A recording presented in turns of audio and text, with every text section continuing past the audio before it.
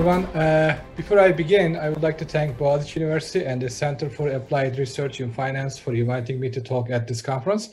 As an introduction, my name is Umit Gürün. I'm a finance professor at the University of Texas at Dallas. My primary research interest is in asset pricing and investments. As we go through these volatile times, we hear more and more about the kind of actions we need to take as individuals to protect our health. While health issues are number one priority for everyone, there is also considerable discussion about how one should invest during these times when the fear of investing is high. In this talk, I want to discuss what we teach at universities and whether or not what we teach really applies to the investment environment during the crisis period. And I will organize my talk in two parts. The first part is essentially I will discuss the trend that we observed in the last 10 years before the pandemic. My thesis is that the long-term investors who embrace the idea of diversification, it is possible to navigate these times again with the help of various products.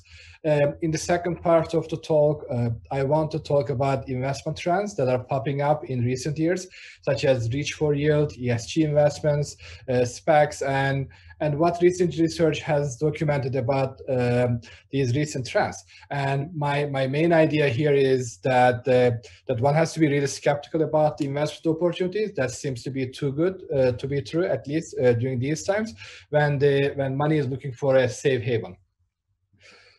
Before I begin, I should tell you that I'm not going to make any forecasts, just educated guesses based on the interpretation of the data that we are observing. And in this table, as you can see, professional forecasters since 2000 made huge errors when they estimate the price targets for the end of the year. This is to say that when markets are kind of like predicted by anybody, like naive investors, professional investors, academicians, this is a very hard business, and this is basically just almost a futile effort. So based on the data, however, we can say that there is no consistent winners. As you can see from this investment quilt, since 2005, there is no asset class that one can consistently rank in the top 3 in all the years. In the last 5-6 years, the large cap US stocks brought you the best return, but at the same time, the same group of assets didn't perform as well in earlier parts of the sample. So another thing that you can say about the data is kind of based on the quant strategies. Historically, prior to 2010, we knew that value stocks brought you the best return, but after 2010, growth stocks and the momentum stocks outperformed all other strategies. And this is basically, just up to pandemic, momentum especially did extremely well. So another pattern that we always make sure that people understand, at least at school, that markets are really volatile. That this is basically no news for market participants, but especially if your investment lifespan is for the last 10 years, when, for example, S&P 500 increased by about 300%, people tend to forget that it has 6 big drawdowns of more than 10%. And in a nutshell, again, the idea here is that you cannot really stick to one asset class or one strategy and assume that that strategy is going to just deliver you the best result for the long run. This is basically, there is this huge need for diversification, and that's basically what we teach at schools. Now, this is the point where there's some disagreement. Some people claim that the best way to diversify is to diversify in assets in other markets. In this graph, for example, in the last 10 years, we see that the economic growth varies a lot by country and by region. The US economy grew about 42% since 2010 and had the highest growth among the developed markets. And when you compare this to European Union, Japan, or UK, you see almost no growth in the last 10 years. Now, the key point here is the correlation between these regions is important. as we are going to see more and more like existence of trade wars, especially between US and the China, that there will be also just turmoil in the markets about where to put the money in. So another speculation is that supply chains will shift from Asia to other parts of the world, and just as a result, this makes the assets that have less correlation with Asian markets more valuable for diversification purposes. So another way to diversify is to use different asset classes. At least in the last 10 years, we know that equities were the best performing assets. However, when you sort of compare this asset class to, say, commodities, you will see a 30% decline in value. Now, when you fast forward today, we don't know which one is going to be the underperformer or overperformer in the next 10 years, but at least the recent time periods show that commodities, especially gold, performed really well. So as a result, if you are investing without any kind of asset class diversification, you will be exposed to the risk that you would have at the beginning of the year if you were to only invest in the equities. So again, the key here is diversification. So these are all the patterns that we know from media, from data. Just there are so many presentations that probably you have seen up to this point that sort of indicates these patterns. Basically what I showed you is markets are volatile, but they were volatile in the past too. And on top of that, markets offered asset classes and geographic regions where you could have diversified risk across time. Now, the challenge going forward is, can you do the same in the future? Now, one notable discussion that pops up in the mainstream media is that investors cannot rely on the classical 60-40 investment rule. This rule basically says a naive investor needs to put 40% of the investable assets into a low risk asset class, such as bonds, and the remaining amount in the risky portfolios. And as you get close to your retirement age, you shift some of your money from the risky to the risk-free asset, and as a result, you can achieve a certain amount of just retirement assets that will not have too much of a volatility by the time you retire. Now, the challenge here is the lack of safe assets. So in fact, if you try to invest in a bond, you probably get negative interest rates. There are different school of thoughts here that some commentators basically say central banks have pushed too much of liquidity in the markets in response to the pandemic, and the same thing happened periodically with the quantitative easing in the last 10 years, and it's likely that interest rates will remain low for a long period of time, at least as long as the inflation does not spike again. Now, given that pattern, given this excess liquidity and the low rates, what can the investors do? Basically, they will go after any product that promises them some sort of yield. Okay? In other words, they will be offered several structured products which may offer them low return for lower risk, but it's not clear whether these assets will perform if the central bank-induced liquidity goes away. No, so there will be a race for yield or reach for yield, and which has been one of the investment themes in the last 10 years. So what happened in the last 10 years is that bond funds use the most favorable rating among the rating agencies to report the risk of their portfolios. In other words, we saw a group of assets where no credit rating the credit rating didn't really reflect the true risk of the bond funds. So we observed these things in bond mutual funds. So in one of my research, we have shown that this is really prevalent in the bond mutual funds. Bond mutual funds tend to deliver a certain amount of return by looking less risky than they are. And this is essentially another sort of type of reach for yield.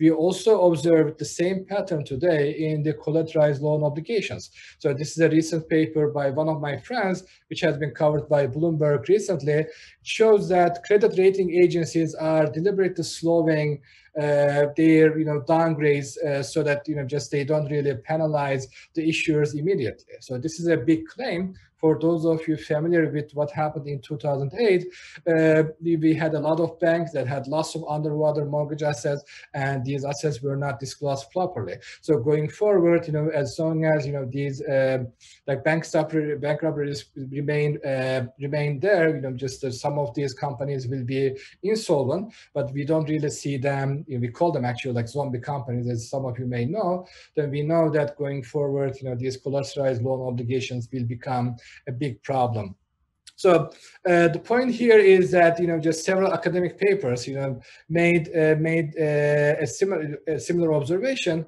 and they said basically structured finance products provide a rating environment where just ratings are often shrouded with complexity and opacity, which potentially allows for credit inflation, rating inflation, and also it allows the companies or the rating agencies to cater to the taste of the issuers. Okay, so again, we are going to go through a time period where there will be a reach for yield and there will be a hunt for rating, and we are also going to see probably the type of misvaluations that we have seen up to 2008.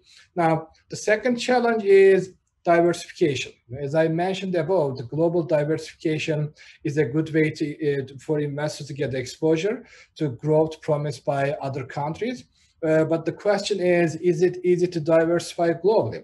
So a few papers have noted that when you invest in a big index like S&P 500 in the US, your portfolio probably will have multinational companies that drives 50% of their revenues from overseas market. So when you invest in S&P 500, for example, you're essentially investing in just like a set of companies that do business with the rest of the world. Okay?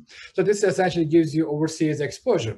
Now, the good news is that an investor who does not have any means to invest in, say, emerging market or Asia or Latin America can simply buy a broad equity index and get exposure to overseas markets, and which kind of offers diversification. On the flip side, an investor who does not want to invest in, say, India, that investor needs to carefully strip down the assets to get the desired exposure and the diversification. This doesn't seem to be possible, as other paper, they just I'm aware of shows that as the world gets more and more intertwined, it will be really difficult to create a portfolio that's immune to a specific risk, say trade war risk, that you may not want to invest in. Okay. So like the third challenge that I see, though, that an investment team that is kind of problematic going forward is SPACs. Okay, like SPACs are blank check shell companies that are designed to take companies public without going through the traditional IPO process. These are generally formed by sponsors with the expertise in a particular industry or some business sector with the intention of pursuing deals in that particular area.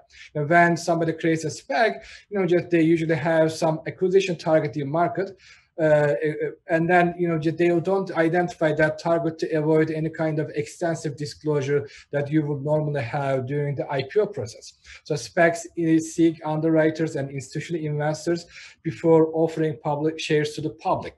Now, the money the SPACs raise in IPO is placed in an interest-bearing trust account, and these funds are later dispersed to the completion of the acquisition, or they return the money to the investors, okay, when they are liquidated.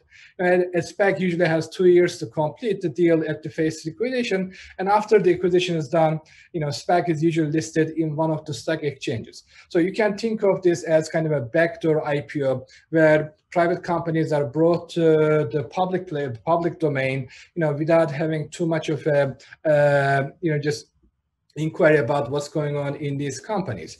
Now, the downside of investing in such companies is that these companies are not vetted as much as the IPOs. So as such, they are fertile ground for fraud.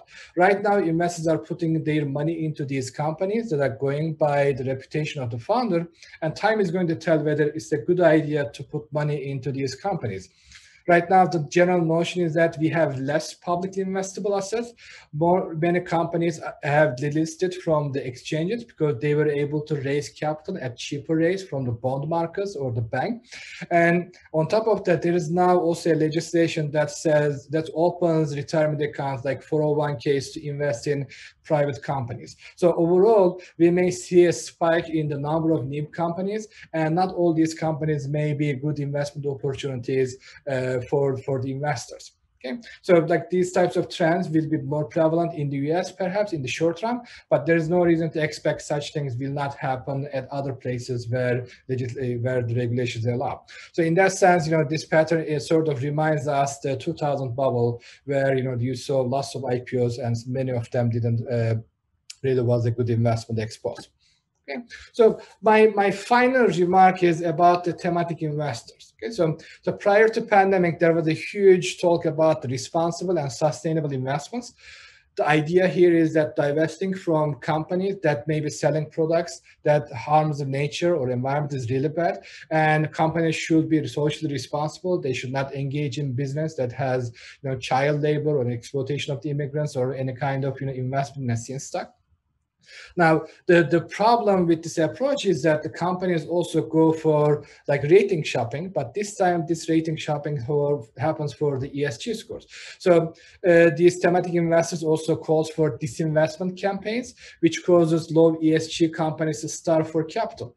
In a recent paper, my co-authors and I basically show that companies that are not favored by the ESG funds may not be really a good idea to sort of starve the capital. For example, we find that oil, gas, and energy producing firms to produce the most green patterns in the marketplace. So in other words, if you really try to solve the environmental problem through some innovative solutions, which can be captured by the green patterns, so starving the oil and gas and energy companies by giving them less or allocating less capital is not the best way to go. So in a way, you are trying to solve a problem, but you are not really financing the companies that are actually solving these problems through innovative activities. So energy companies usually have the highest incentive to come up with a solution because they are the ones in that industry, they are the ones most incentivized to provide the solution. So in a way, this is a very hard problem to solve. And as investors, while you are trying to do something good, like with your money, you may actually be hurting the chances of like that problem is kind of going to be less issue. Okay, so overall, these are my thoughts about investment trends that are popping up in recent years. Reach for yield, the tactics, ESG investment, and specs. And I try to sort of talk about the research trends like on these topics. I'm hoping that I was able to convey that investors have to be really skeptical about the new investment trends, especially when the money is looking for a safe haven, when the interest rates are low. People tend to become more risk-loving, and they tend to invest money into any kind of story at some point, and then that could be value sort of hurting in the long run. So one final word, I was going to talk about the consumer habits a little bit, but I believe another speaker is going to pick up that challenge. So thank you so much, and I really again thank the conference organizers to involve me into the program. Please let me know if you have any questions. Thank you.